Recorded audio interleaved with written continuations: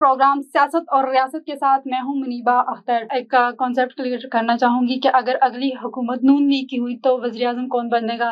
मियाँ मोहम्मद नवाज शरीफ बनेंगे या मियाँ मोहम्मद शहबाज शरीफ वज़ीर आज़म बनेंगे? इस दफ़ा खुद नवाज शरीफ साहब ने पीछे हटने का फैसला किया और अपनी जगह शहबाज शरीफ साहब को वज़ीर आज़म नामजद किया। आप केपीके के साथ आगे फ्यूचर में ताल्लुकात कैसे देख रही हैं, क्योंकि पुराने ताल्लुकात तो बिल्कुल अच्छे नहीं थे? सुहेल आफरीदी साहब केपी के वज़ीर आला हैं और मैं उम्मीद करता हूँ कि वो भी इस फर्क को समझेंगे।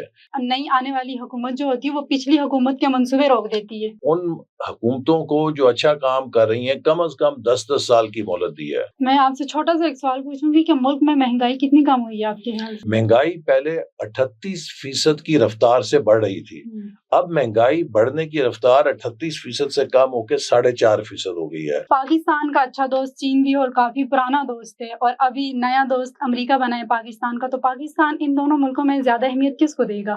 चीन और अमेरिका के आपस के सफारती ताल्लुकात नहीं थे, उस मौके पर भी पाकिस्तान के दोनों ममालिक से बेहतरीन ताल्लुकात थे। एहसन साहब, मैं आपसे आखिरी सवाल पूछूंगी। मैं आपसे पूछना चाहूंगी कि फील्ड मार्शल सैयद आसिम मुनीर की मुद्दत मुलाजमत और कितनी है? 2 साल है, 5 साल है या ताहयात है? देखिए, फील्ड मार्शल आसिम मुनीर साहब की जो मुद्दत मुलाजमत है, जो सर्विस चीफ्स का ओहदा जो है उसमें इजाफा किया गया और 5 साल के लिए किया गया, तो लिहाजा मेरे नज़दीक तो उनकी मुद्दत जो है मुलाजमत की वो 5 साल है, चूँकि उसके मुताबिक कानून अमेंड हो चुका है।